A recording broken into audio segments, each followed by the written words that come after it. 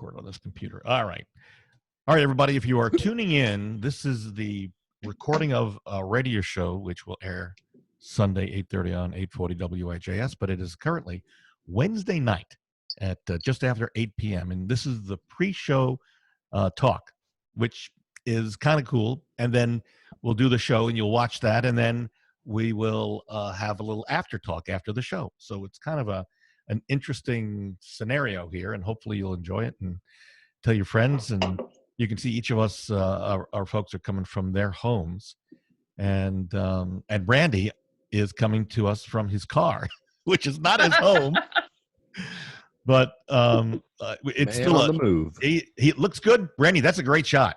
You should keep that shot. That's good. Oh, thank you. All right, are we all ready? Yes. All right, so let me roll it and start our timer. Stand by, everybody. Here we go. News Radio 840 WHAS. Good Sunday morning. Bob Sokoler, the Louisville Real Estate Show with you. And it's another one of our shows that is coming to you from each of our homes, or in Randy Rocky's case, it's coming to us from his car. He's en route, so he's a man on the move, as he likes to say, and he's always on the move. So let me do this, and let me introduce the folks who are joining us tonight. Let's start with my son Greg.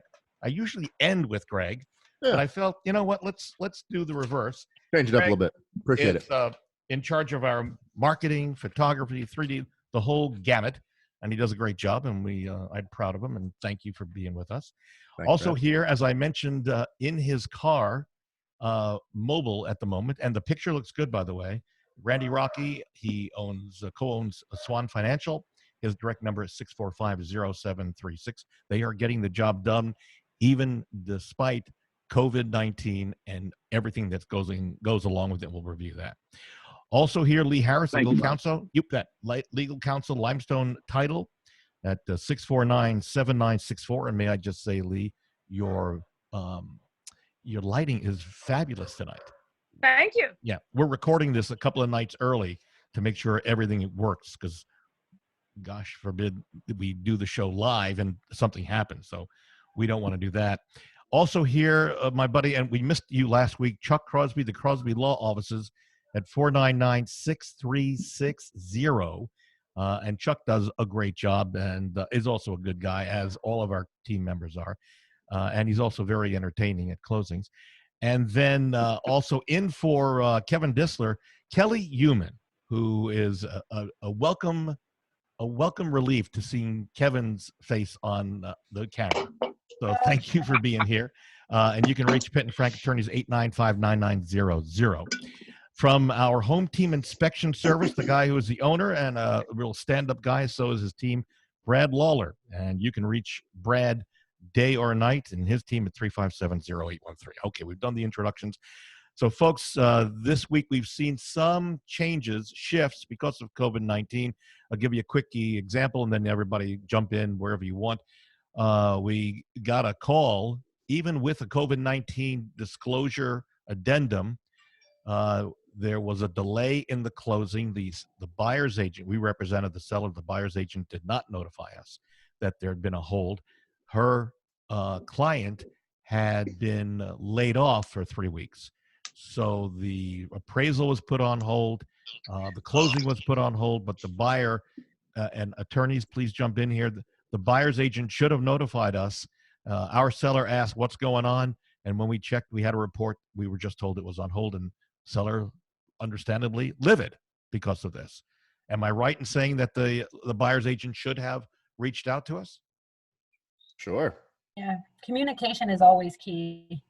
Keeping everybody on the same page, as things are progressing. I think everybody appreciates that. Yeah, and I'd say I'd have a feeling that with this agent on the other side, chances are, even not COVID-19, they probably wouldn't have communicated had there been a snag somewhere along the line in underwriting, whether it was COVID-19 or not. Obviously, she was hoping that maybe that was an excuse, but there's no excuse for non-communication, right? But as soon as there's a hold or a delay, the agent should have notified the other side. The buyer side notifies the seller side that there's a delay. Then the COVID-19. And Lee, you're probably aware of this, and Chuck, I'm sure you are as well, that there's a clause in that that disclosure that's now being added, or the verbiage, to the contract that says if for some reason there are any delays because of COVID-19, buyer or seller have the right to cancel the contract. So Yeah. Right. Yes. The idea that I'm running into is that it's something I've said for years. Loan officers and realtors are the most optimistic people on the planet. So in fact, I have a hard time believing that somebody's trying to hide something like that. I think it falls more into the category of, they'll work it out. They'll work it out. They always work it out. Yeah. And so they're just looking forward. But you're right, with communication, you got to let everybody know, especially now. When you're dealing on phone and email solely, as we are now, how you write something. We interpret the tone by what we project onto you. It can get into a real mess when you can't have face-to-face contact like this. So, even if you expect that it's going to get resolved, you still ought to bring it up. Lee, any thoughts on that? I think Chuck's right on, but go ahead. Yeah. Yes, I mean, it has to do with the contract also. If they're using the, Greater Louisville contract, it states that, any changes in the financing can't affect the seller, the seller's bottom line. So the seller should know if there's going to be some kind of hold, because of course that could cost them money, that could cost them time, that could cost them another contract that they want to enter into, or they're closing. So Right. yes, it's kind of a fiduciary duty at that point. I think the takeaway I really don't understand. I don't understand how the loan officer did not know that 3 weeks before the closing that they did not have a job. I find that hard to believe. Well, no, they did know. They notified the buyer's agent, but no one called us, the seller's agent. That's where the problem was. So I don't understand why the seller agent. It is the responsibility, in my opinion, in that scenario, the loan officer needs to contact both agents. I get that. But they didn't, and so we're holding the ball for the seller, and it doesn't make us look good. And I apologize, but that's so. The takeaway for everybody who's listening is these new COVID concerns are a really unusual time. If you are going to sell or buy, know that the dates are going to have to be flexible. Well, and my question is, with withholding that information, if there's proof in the pudding that there was 3 weeks of unemployment, and we're just now saying it so that we know 3 weeks ago somebody knew they were unemployed. No, and that's the point. Well, no, but here's my point. If you're withholding that information, there should be something maybe in this addendum that says if you lose your job while this contract is if there on, is, you must notify. So if you don't, there's damages because the seller should have the option once you lose your job to not wait 3 weeks. So this is where it gets crazy. So my attorney's on board here. Listen to this carefully, because the COVID addendum that was written by one of your fellow compadres. What about fellow compadres?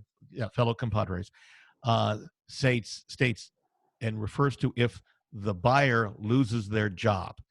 But the loan officer specifically says the appraisal and the closing is on hold, not terminated, not ended. It's just on hold. Now, understand, I think the wording needs to be adjusted in the this addendum that's being used across our Louisville and maybe Southern Indiana as well. The good news, and we'll move on because I don't want to belabor this. The good news is that the appraisal was ordered on Wednesday of this past week, and we're moving forward to closing. So, great. Bam. But my question is, will they still get clear to close with the unemployment history? The loan officer would not have. So the guy starts back to work in a week. They don't need proof of pay stubs.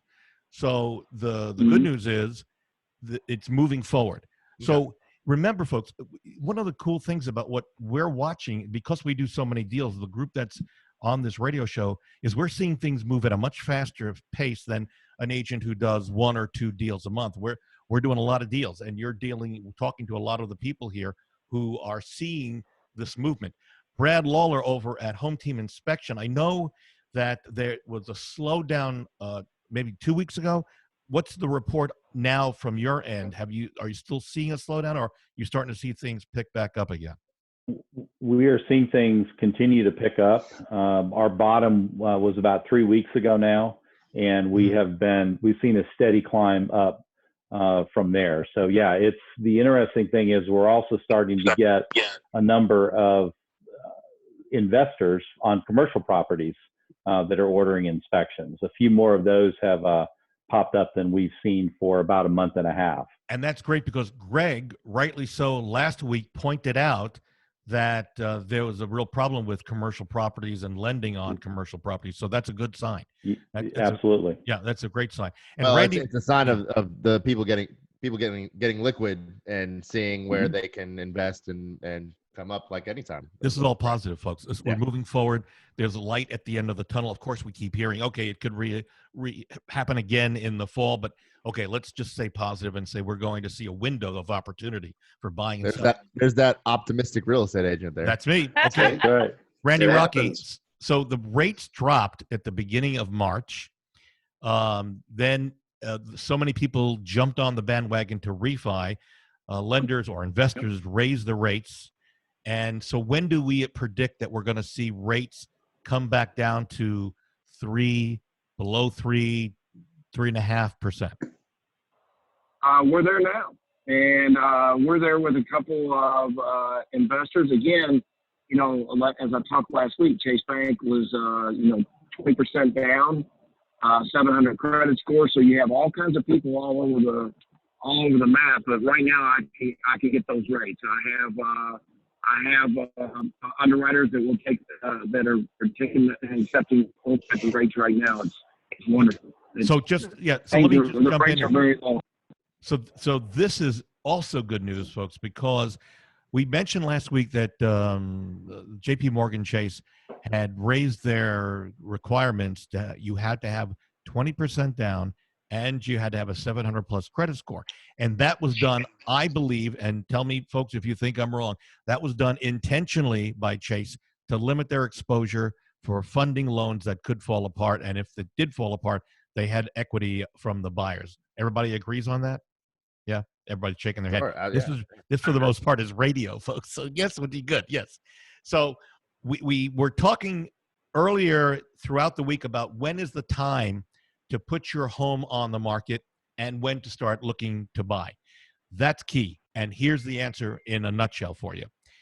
If you're thinking that you want to buy, we're going to have a window. We don't know if that window is going to extend into the winter or if it's going to be a short amount of time over the summertime. The window is going to happen and open. You need to be, as a buyer, having connected with an agent, one of our agents, could be all of our agents, could be any agent in the city or Southern Indiana, and start looking at homes as they come on the market. For sellers, you need to reach out now to an agent that you know, maybe on the radio you're listening to right now, or any other great agent throughout Louisville and Southern Indiana, and set up, and in our case, we're doing Zoom meetings where we can set up preliminary, discuss what the market is, what the latest should be done. We can walk through your home with you holding your phone so we can take a tour of what needs to be done. But the point is, get the deal going now. Start now so that you're not rushed, because if you're going to sell, and there are going to be some great deals out there when we start seeing the market open up again, you're going to be too late. It's going to be late to the dance. So, all right, we're going to take a break. And When we come, go ahead. Bob, Yeah, I please. just wanted to say, technology is so wonderful in so much of what you all do now as well. It doesn't require an in-person consultation for so many things. The digital views, the 360s, the video showings, drones, and all of these amazing technological advances that make what you all do very easy to do without actually meeting in person until we can do that again. Yeah. So there's really no reason to delay. When we come back, the impact of COVID-19 on closings, there has been somewhat of an impact. We'll talk about that and more about what the future holds for the real estate and in Louisville and Southern Indiana. Again, repeating in the studio, we've got Kelly Human from Pitt and Frank, 895-9900. We've got Chuck Crosby, the Crosby Law Offices, 499-6360. And Lee Harris, legal counsel, Limestone, 649-7964. Brad Lawler, owner of Home Team Inspection Service, 357-0813. And my son, Greg, is here. And then Randy Rocky, Swan Financial, 645-0736. Incidentally, everybody's coming from their homes. We're all cooperating and following COVID-19 requirements. If you want to see the video of the show that we're doing right now, we're recording it on Zoom for replay. You can go to LouisvilleAnswers.com. That's LouisvilleAnswers.com. And you can watch what this looks like in real time. And we have a little extra bonuses at the front and at the end of the show that'll give you a chance to have a little more fun with us. We're going to take a break. Back in a moment on News Radio 840 WHAS. News Radio 840 WHAS. Again, good Sunday morning. Bob Sokoler, the Louisville Real Estate Show. If you want to get in contact with me, because we desperately are looking for homes to sell. We keep selling them, which is a good thing. You can reach out to me anytime at 376-5483. And at the day or night, even weekends, I answer my phone. And with us from their homes, I always say it from the studio, but really it's really from your homes for right now. We've got Randy Rocky, Swan Financial, 645-0736. Brad Lawler, owner of Home Team Inspection Service, 357-0813. Also, Chuck Crosby, the Crosby Law Offices at 499-6360. Lee Harris, Legal Counsel, Limestone, 649-7964. And Kelly Human, who's in for Kevin Disler from Pitt and Frank Attorneys at 895-9900. All right. So we're looking at problems. We are seeing closings taking more time. Let's start with that. I know there were 2 closings this past week at Pitt and Frank, and they were, at least one was at Pitt and Frank. It took at least an hour and a half, 2 hours to get the closing done. Yeah, we're seeing some delays on the very last final approval from our lenders. A lot of it, as we spoke about earlier, has been hinging on verification of employment. I think that we're seeing some last minute verifications that are required for loans that maybe would have been authorized without an additional update, because I think our banks are, understandably concerned about people's job security and their ability to make those payments. Chuck, Randy, don't they just pretty much do that on every single file? They are doing that now. Yes, day of closing. Yeah. That is correct. See, it can be a little bit cumbersome, without question. Yeah, it can. What I've done, at least we had that same issue a couple times last week. What I did was I got our borrower to call somebody at work to go run into the person who verifies this sort of thing's office and say, you sit right by that phone. Then we get in touch with the lender and say, call him now. And it worked out a couple of times. So typically I'm only finding that with the new scenario, you know how I am, Bob. I have closings down to exactly 37 minutes. And I'm finding that we're going about 10, 15 minutes longer than that. Yeah. Lee, are you at 37? Everything else. Is Lee at 37 minutes? I don't know. Maybe with the drive-through, because Yeah. people don't want to stay in the drive-through longer than 37 minutes. So Yeah, but when you have a full table, you can whip through one of those puppies in a general roll, make everybody feel at ease and whatnot. And I find that 37 minutes is typical. But now, it's still running short of an hour in the general course of business. And Lee, you're seeing the same thing from your location as well?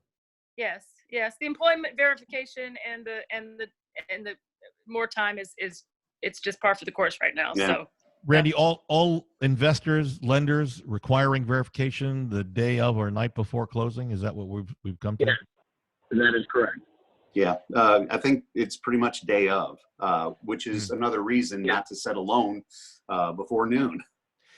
Yeah. So listen, folks, if you are thinking you're buying a house or selling a house, and you need to tell especially if you're buying a house, you need to tell whoever your employer is to be ready for a call from somebody at one of the mortgage companies that's going to call and ask to confirm that you are still employed and you haven't had a reduction in your income. Is that right, Randy? Because you're checking for reduced income as well.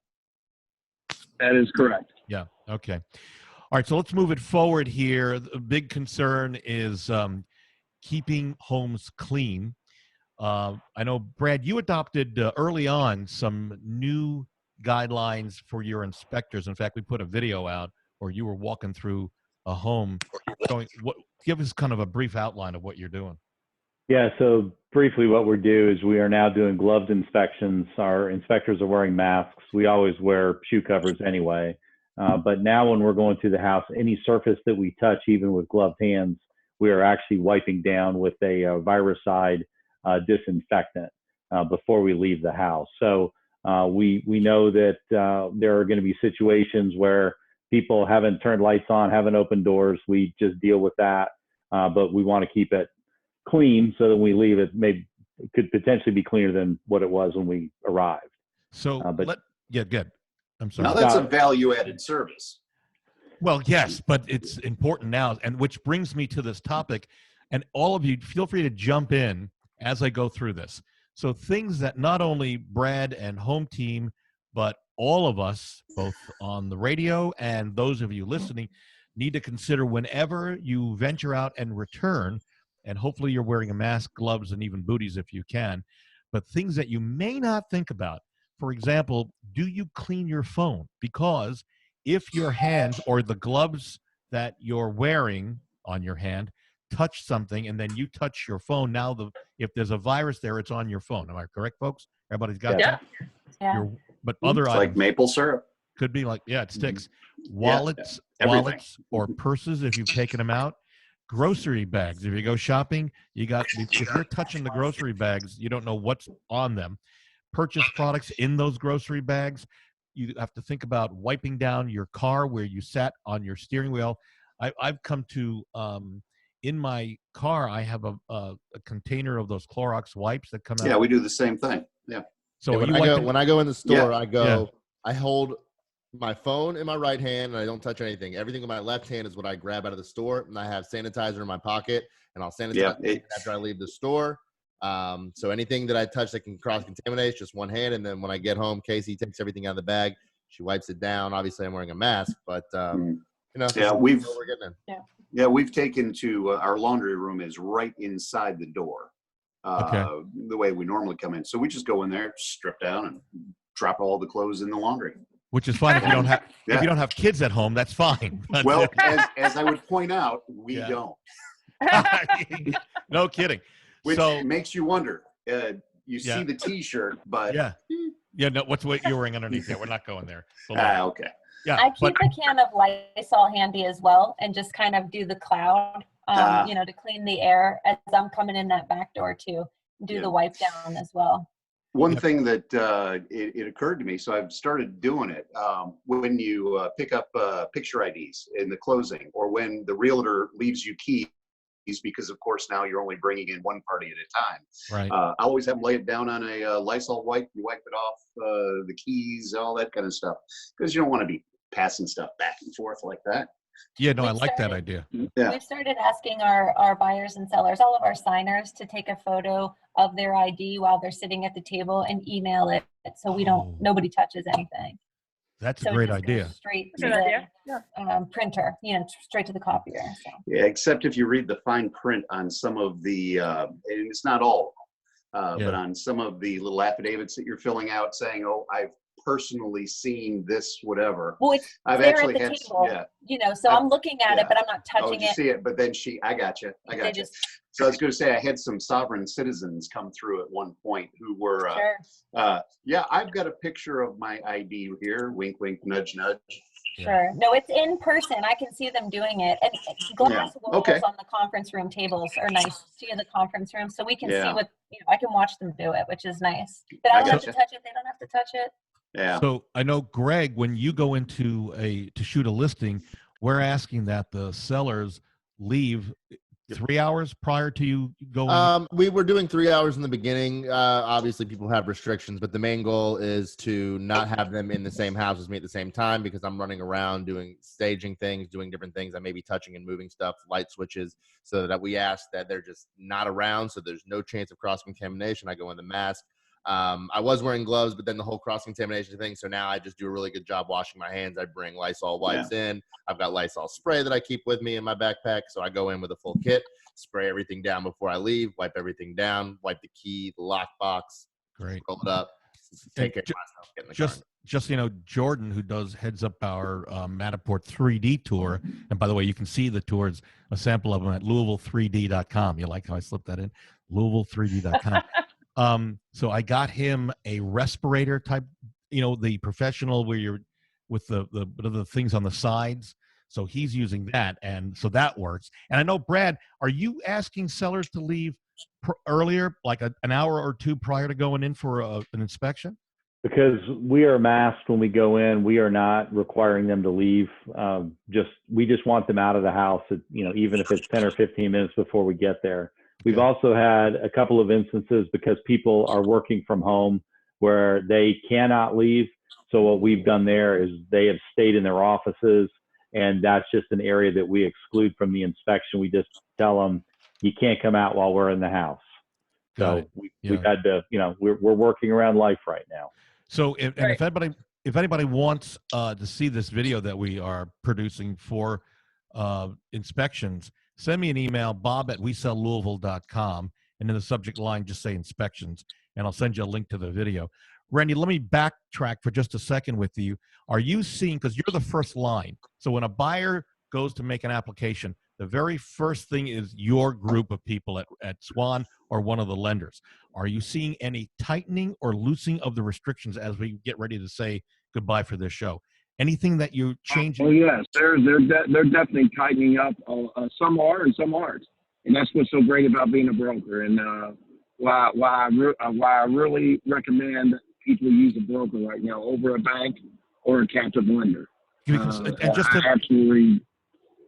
Just to make it clear, so as a broker, what Randy's able to do is shop a loan to a variety of different investors to get not only the best rates, but also the best deal for a potential buyer. I just want to make sure that everybody understands that's the difference between a bank who has just one location. Yeah. All right. So that's good. But I would love to see things relax and restrictions relax a little bit, but maybe that's not time yet.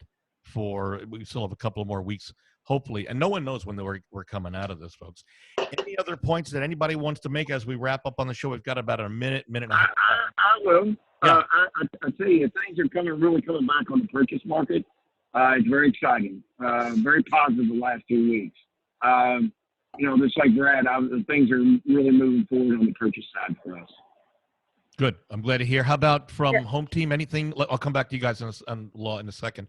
Brad, anything coming from you? No, we're excited about the future, and so much so that we've added another team member. So we're bullish on what's going to come. I'm thrilled about that. Good, Lee, on from legal. I would just say that the message I would send this week is purchase orders are up, and people are still buying and selling. So don't feel like if you're out there you can't buy and sell, because you can. Chuck? And you can close. Yeah, got a bunch of investors that put 3-4 houses on the market in the 150 to 250 range. Yeah. Within hours, they have multiple offers and bidding wars. Yeah. And it's there's people that are wanting to buy houses. Put them on the market. There are buyers out there. It's the sellers that we keep looking for. And I have a feeling coming June 1 and getting into these later months, May 1. Or even May 1. That's what I meant to say, actually, Yeah. with all these other states lifting restrictions and us being in the position we've been to still have the market open. A lot more people are going to start testing the waters. For one, we're putting our home on the market May 1 because we believe that there's a flood that's going to come, and we want to capitalize on this, and people are ready for it. Kelly, anything quickly from you to wrapping up? Sure. At the end of the day, I think that we still have a shortage in inventory. So don't be afraid to get out there and sell your house. And, buyers, go ahead and make those offers. And, we're seeing multiple offers. We're seeing lots of movement on the properties that are listed. So sellers fill up the inventory and buyers keep buying. Yep. So folks, you heard it here from the top people in the industry, locally and maybe nationally. If you want to reach out to me, because I'd love to help you, 376-5483. If you want a copy of this show, go to LouisvilleAnswers.com to see this on video. That'll take you to our YouTube channel. My thanks to Randy Rocky, Swan Financial, 645-0736. Thanks, buddy, as he's driving out to his other house. Also, Kelly Human. Thank you. Pitt and Frank Attorneys, 895-9900. Brad Lawler, owner of Home Team Inspection, 357-0813. And Chuck Crosby, the Crosby Law Offices, 499-6360. Lee Harris at Limestone Title at 649-7964. And my son, Greg, I'm proud of you, buddy. Keep it going. All right? Not everybody. Folks, Bye. Thank you. Thank you all for being here. We will see you next Sunday on News Radio 840 WHAS. Okay, so that ends the show. And if you've tuned in to the LouisvilleAnswers.com, which is a redirect to YouTube, you're now watching us on the after show party. So that went very well. We got within about 15, 20 seconds of the amount of time that I'm given to put the show together. So you all want to hear a secret about putting the show together? Yes. So here's the really cool thing. So I take the show, I edit it on a system called Final Cut, which is for Mac. But sometimes, like this time, we're probably about 30 seconds heavy. So I can do a couple of things. I can edit out some stuff, and typically I don't. The coolest thing is, with one flick of the keyboard with a special shortcut key, which is, I think it's Command R, I can then adjust the length. So instead of it being 30 seconds heavy, I can make it exactly on time. No one out there can hear the difference.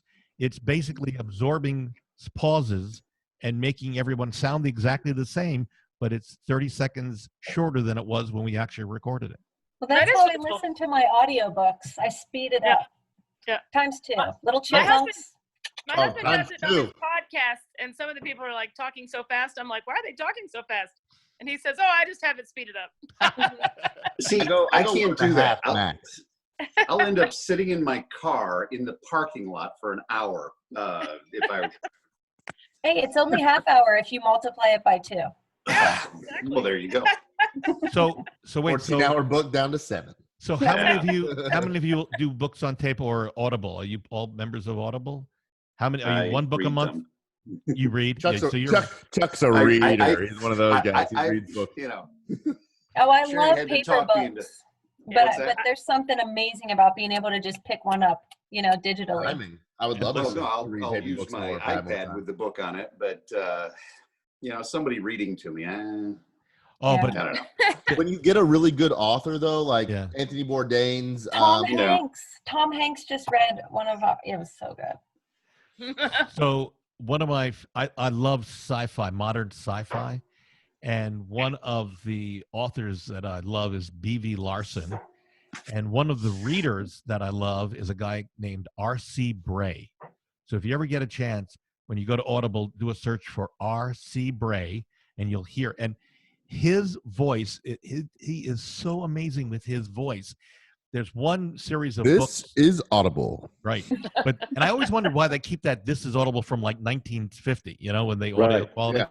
But this guy, R.C. Bray, there's this one book which involves Skippy is a character, which is in the book, he's a beer can. He's the size of a beer can, but he has highly advanced AI intelligence, artificial intelligence. And it's just so incredible that RC can do this voice. And I love. Randy, you didn't chime in on this, and Lee, you didn't. Are you guys listening to books or are you reading them? I like to read them. Yeah. You read. Brad, how about you? Read? I'm more audible than I am reading right now. I should be reading more, but don't have time. So squeeze them in with Audible. Oddly, Bob, back in the day, and by that I mean about 30 years ago, I would read books for the blind at the Kentucky Center for the Blind, or not Kentucky Center for the Blind, the school for the blind. But did you ever run into Barry Burnson? You know who Barry Burnson is? Did you ever run into Barry Burnson? I know who Barry Burnson is, but no, I don't think I ever have. Barry used to. My dad did that. He did that all the time. Yeah. Mm-hmm. And Barry did that. I believe he was with he wasn't with Channel 11. Then he went to DRB, but I believe he was reading The Road Less Stupid by Keith Cunningham. Is that what you're reading now? No, this is the last one I read, and I will admit I actually read it twice, and I listened to the Audible version of it. So that book spoke to me because I do lots of stupid stuff. I'm downloading that now. Yeah, and Kelly with the Times thing. Yeah. I used to teach at a school for stenographers, and part of that would be reading at a particular speed. Instead of having it taped at so many words per minute, they would listen to a voice. So you go at this speed, then that speed, then this, and it would get to the point where you're talking like this the entire time while you're And Sounds anyhow. like maybe how we do the 30-minute closing, you know? Yeah, there you go. Yeah. All right, guys. Thanks for hanging in there for a few minutes. Hope it Thanks was for having us, enjoyable. Bob. Oh, it was a pleasure. And Big shout out to Jason's Good night, Deli. guys. We're delivering a bunch of food to nurses at Baptist East tomorrow. They're donating, and we're using our truck. So we're going to take a whole bunch of food and surprise them. Oh, great. yeah, that's great. Good. That's Good. We'll shoot some wonderful. video. So of if it. you guys know anybody that could use help, that are involved, anybody who's involved with police, hospitals, anywhere, send their contact info my way, because my best friend is the sales regional manager for Jason's Deli. So Well, I know some attorneys who are considered essential services who are on the front line seeing How did we people. know? How did we know Extremely that was hungry. coming? Yeah. get a nice, Yeah. nice box lunch. All right, guys. Take care. Have a Thank great week. you. Stay safe. Thank We'll see you. you next Bye, Wednesday. y'all. Bye. Stay Have a safe. great week. Okay, Okay. guys. Good night, care. everyone. Good night. See you Bye-bye. soon. Good night. Good night.